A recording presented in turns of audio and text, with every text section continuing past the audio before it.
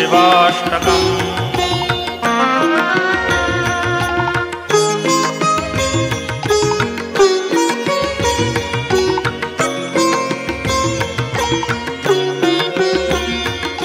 प्रभुं प्राणनाथं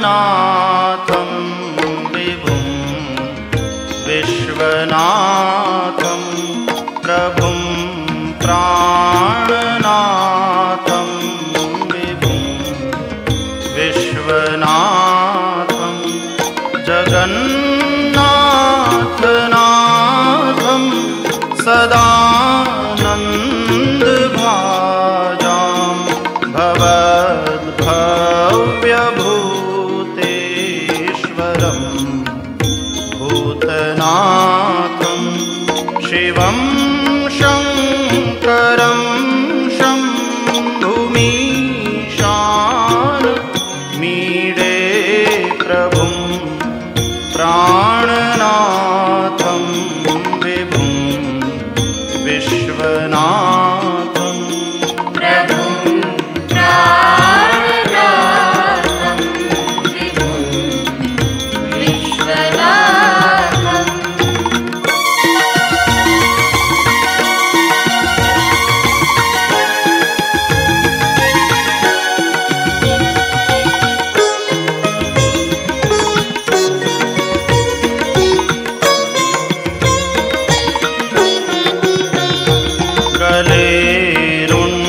रुण्डमालं तनौ सर्पजालं महाकालकालं गणेशाधिपालं, जटाजूटभङ्गोत्तरङ्गैर्विशालं, शिवं शङ्करं शम्भुमीशानमीडे प्रभुं प्राणनाथं विभुं विश्वनाथं। प्रभुं प्राणनाथं विभुं विश्वनाथं।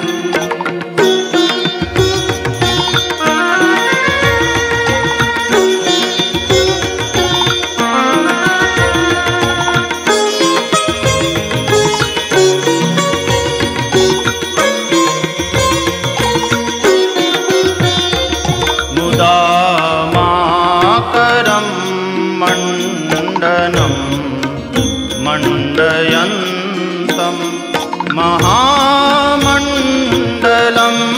भस्मभूषाधरन्तम्, अनादिं ह्यपारं महामोहमारं,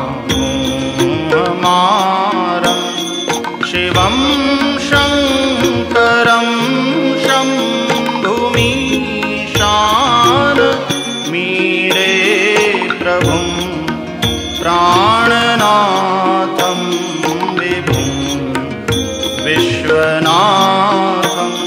प्रभुं प्राणनाथं विभुं विश्वनाथं।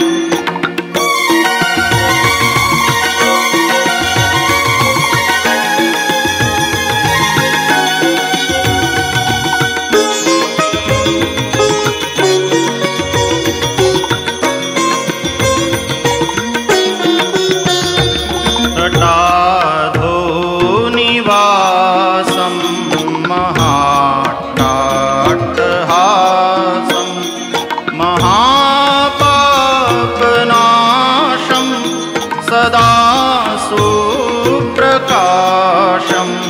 गिरीशं गणेशं सुरेशं महेशं, शिवं शङ्करं शम्भुमीशानमीडे प्रभुं प्राणनाथं विभुं विश्वनाथं। प्रभुं प्राणनाथं विभुं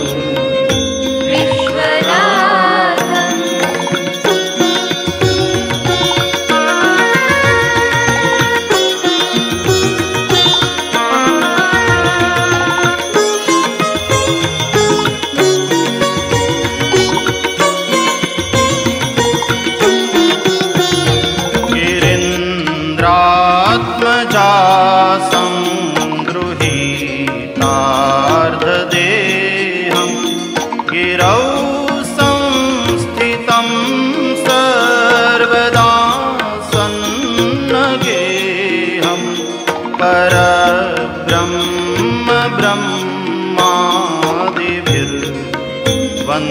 ब्रह्मादिभिर्वन्द्यमानं शिवं शङ्करं शम्भुमीशानमीडे प्रभुं प्राणनाथं विभुं विश्वनाथं प्रभुं प्राणनाथं विभुं विश्वनाथम्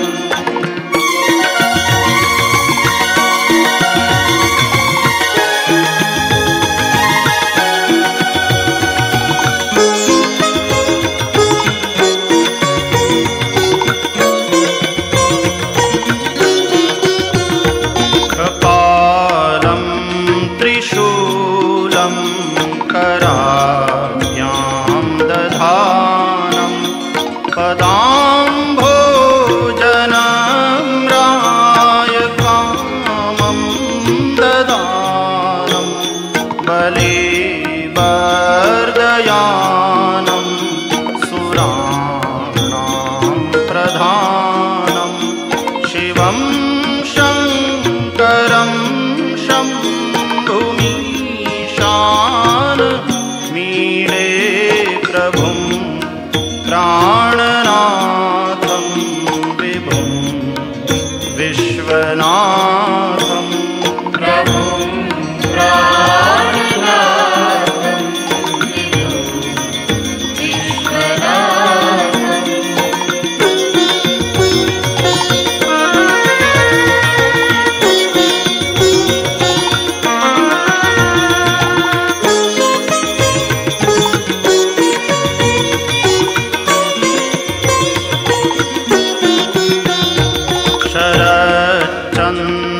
शरच्चन्द्रगात्रं गुणानन्दपात्रं त्रिनेत्रं पवित्रं धनेशस्य मित्रम् अपर्णाकलत्रं चरित्रं विचित्रं शिवं शङ्करं शम्भुमीशानमीडे प्रभुं प्राणनाथं विभुं विश्वनाथं प्रभुं प्राणनाथं विभुं विश्वनाथम्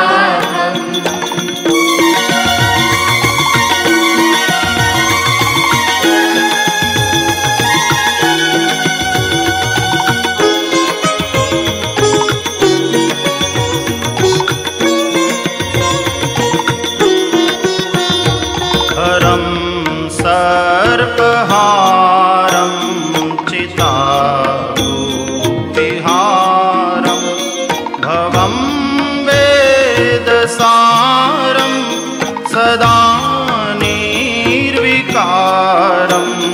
श्मशाने वसन्तं मनोजं दहन्तं शिवं शङ्करं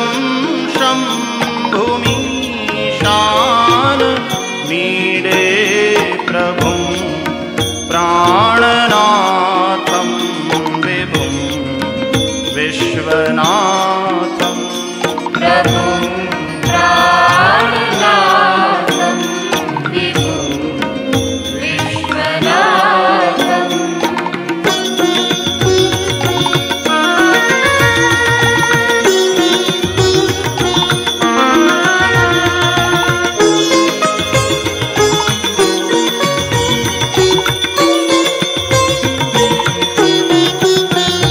स्तवं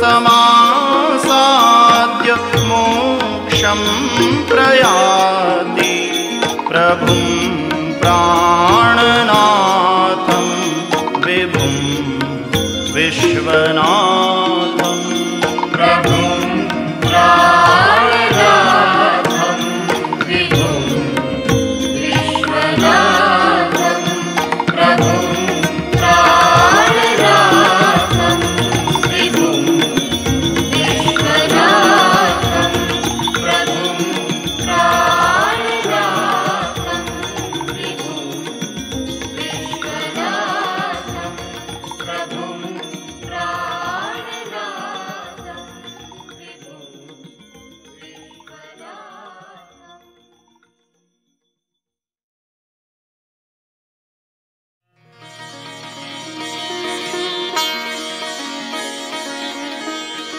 शिवताण्डवस्तोत्रम्।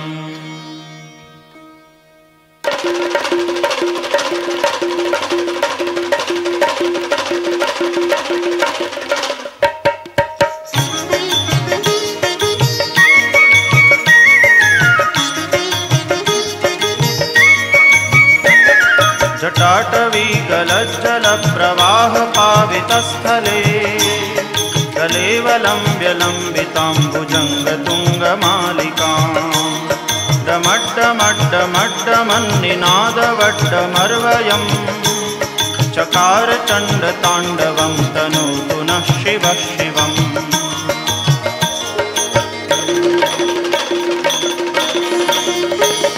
जटाकटाह सभ्रमभ्रमन्निलिम्पनिर्झरी विलोलवीचिवल्लरी विराजमानमूर्धनि जगद्दगद्दगज्वलल्ललाटपट्टपावके किशोरचन्द्रशेखरे रतिप्रतिक्षणं मम।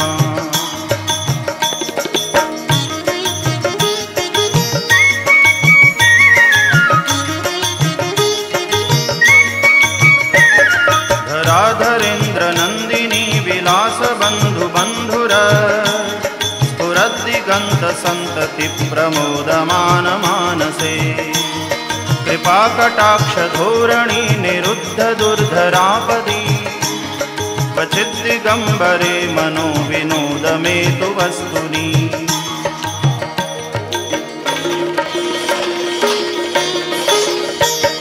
जटाभुजङ्गपिङ्गलस्फुरत्फणामणिप्रभा कदम्बकुङ्कुमद्रवप्रलिप्तदिग्वधूमुखे मदान्धसिन्धुरस्फुरत्वगुत्तरीयमेदुरे मनोविनोदमद्भुतं बिभर्तु भूतभर्तरी।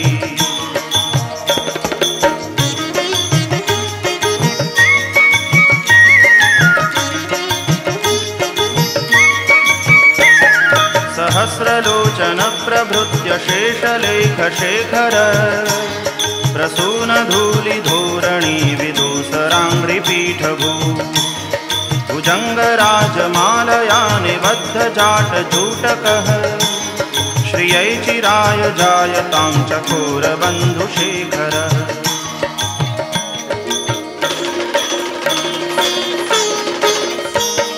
ललाटचत्वरज्वलज्जनञ्जयस्फुलिङ्गभा निपीतपञ्चसायकं नमन्निलिम्पनायकं सुधामयूखलेखया विराजमानशेखरं महाकपालिसम्पदे शिरोजटालमस्तु नः।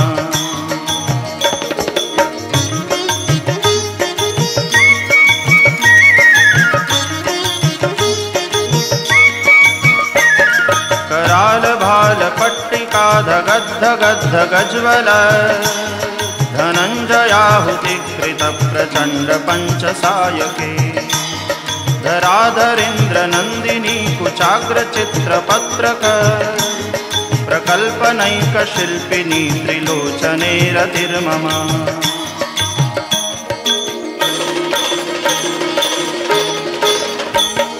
नवीनमेघमण्डली निरुद्धदुर्धरस्फुर कुहूनिशीथिनीतमः प्रबन्धबद्धकन्धरः निलिम्ब निर्जरीधरस्तनोतु कृत्तिसिन्धुरः कलानिधानबन्धुरः श्रियं जगद्धुरन्धरः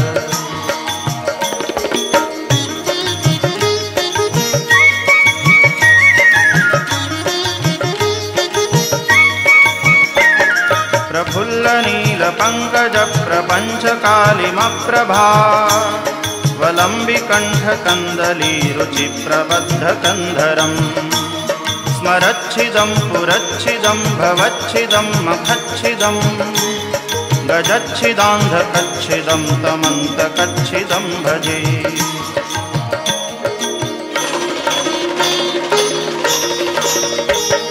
अखर्व सर्वमङ्गला कलाकदम्बमञ्जरी रसप्रवाह माधुरे विजृम्भणा मधुव्रतम् स्मरान्तकं पुरान्तकं भवान्तकं मखान्तकं गजान्तकान्धकान्तकं तमन्तकान्तकं भजे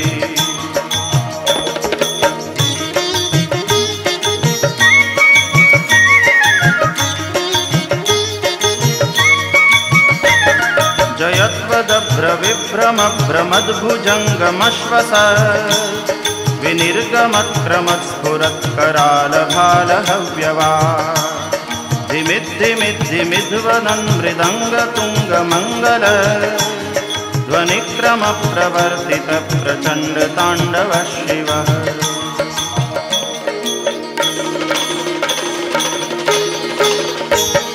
दृशद्विचित्रतल्पयोर्भुजङ्गमौक्तिकस्रजो गरिष्ठरत्नलोष्ठयोः सुहृद्विपक्षपक्षयोः तृणारविन्दचक्षुषोः प्रजामही महेन्द्रयोः समप्रवृत्तिकः कदा सदा शिवं भजाम्यहम्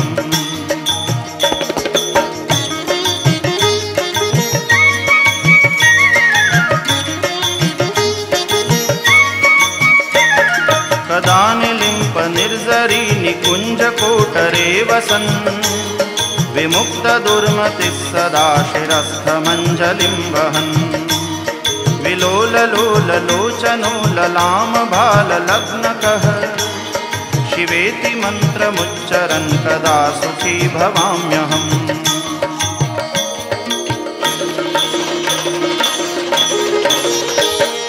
इमं हि नित्यमेव मुक्तमुत्तमोत्तमं स्तवम् पठन् स्मरन् ब्रुवन्नरो विशुद्धिमेति सन्ततम् हरे गुरौ सुभक्तिमाशु याति नान्यथा गतिम् विमोहनं हि देहिनां सुशङ्करस्य चिन्तनम् पूजावसानसमये दशवक्त्रगीतम् यः शम्भुपूजनपरं पठति प्रदोषे तस्य स्थिराम्रजगजेन्द्रतुरङ्गयुक्तां लक्ष्मीं सदैव सुमुखीं प्रददाति शम्भुः। इति श्रीरावणकृतं शिवताण्डवस्तोत्रं सम्पूर्णम्।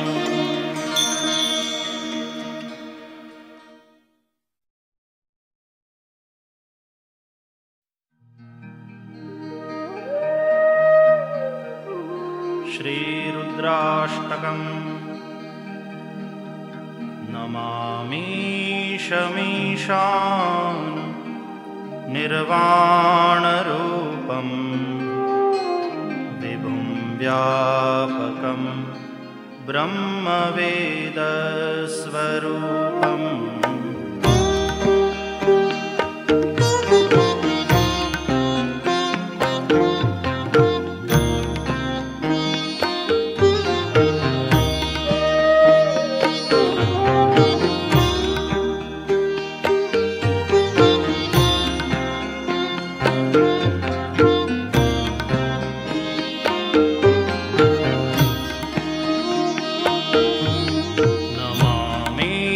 शमीशान निर्वाणरूपं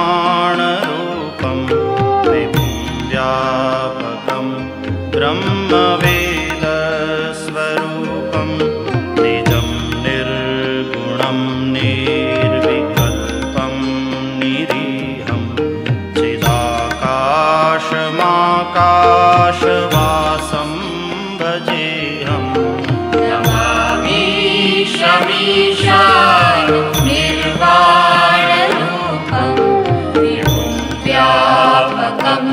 ब्रह्मवेदस्वरूपम्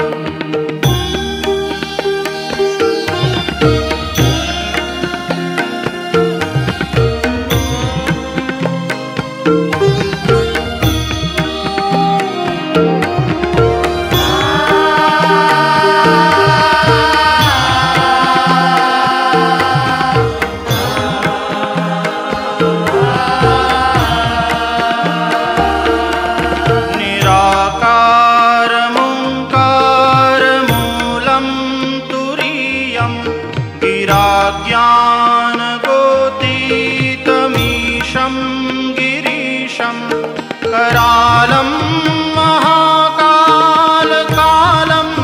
कृपालं गुणागार संसार पारं नतोऽहम् नमामि शमीशा निर्वाणरूपं विभुं व्यापकं ब्रह्मवेदस्वरूपम्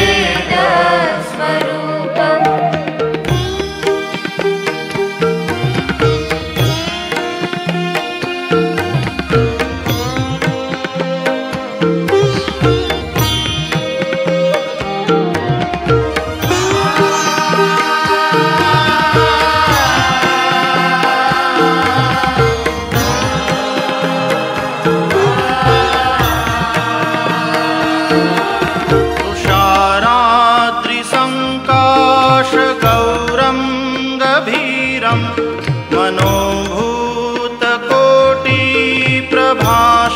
मनोभूतकोटिप्रभाश्रीशरीरं स्फुरन्मौलिकल्लोलिनी चारुगङ्गा लसद्भालबालेन्दुकण्ठे भुजङ्गा चलत्कुण्डलं भ्रूसुनेत्रं विशालं प्रसन्नाननं नीलकण्ठं दयालं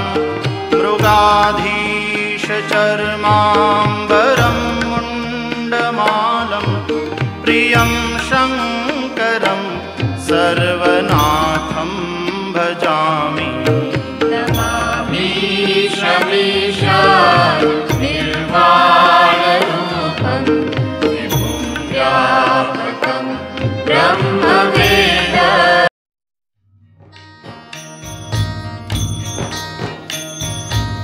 लिङ्गाष्टकम्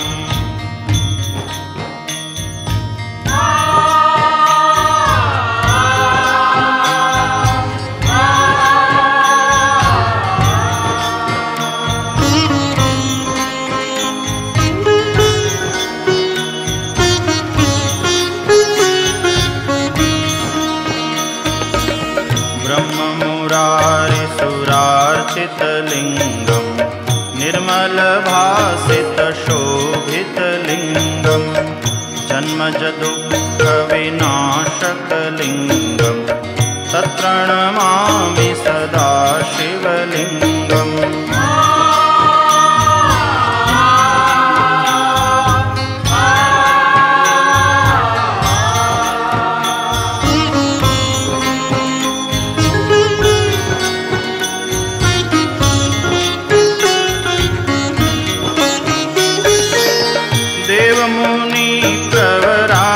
देवमुनिप्रवरार्चितलिङ्गं कामदहं करुणाकरलिङ्गं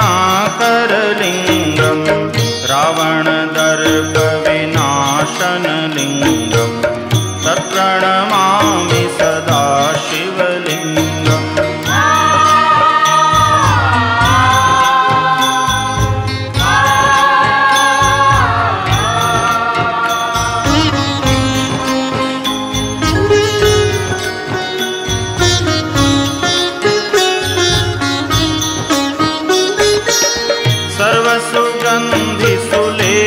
सर्वसुगन्धिसुलेपितलिङ्गं बुद्धिविवर्धनकारणलिङ्गं सिद्धसुरासुरवन्दितलिङ्गं तत्प्रणमामि सदा शिवलिङ्गम्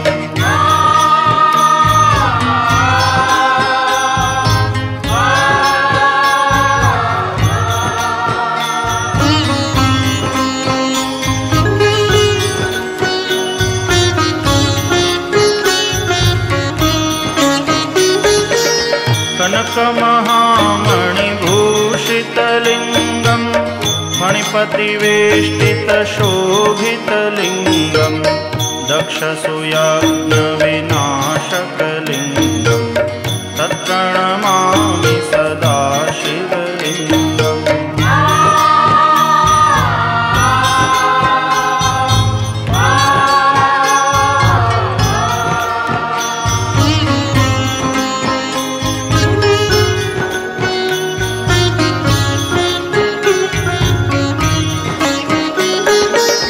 कुङ्कुमचन्दनलेपितलिङ्गं पङ्कजहारसुशोभितलिङ्गं सञ्चितपापविनाशनलिङ्गं तत्प्रणमामि सदा शिवलिङ्गम्।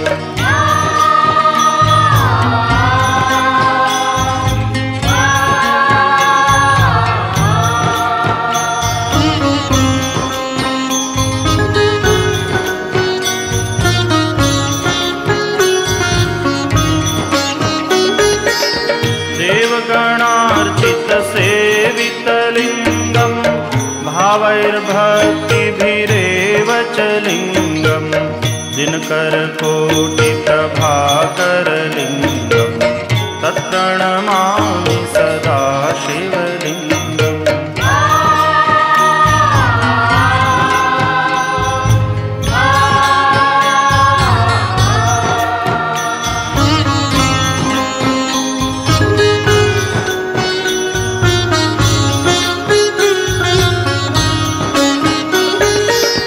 अष्टदलोपरिवेष्टितलिङ्गं सर्वसमुद्भवकारणलिङ्गम् अष्टदरिद्रविनाशितलिङ्गं तत्प्रणमामि सदा शिवलिङ्गम्।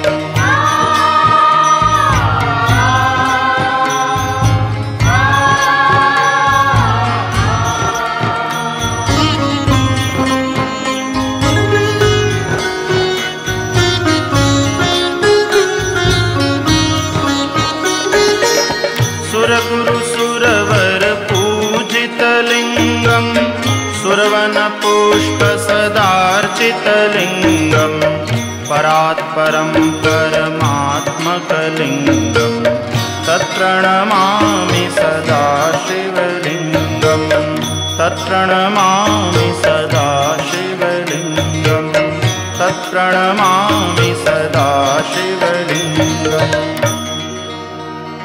लिङ्गाष्टकमिदं पुण्यं यः पठेत् शिवसन्निधौ शिवलोकमवाप्नोति शिवेन सह मोदते।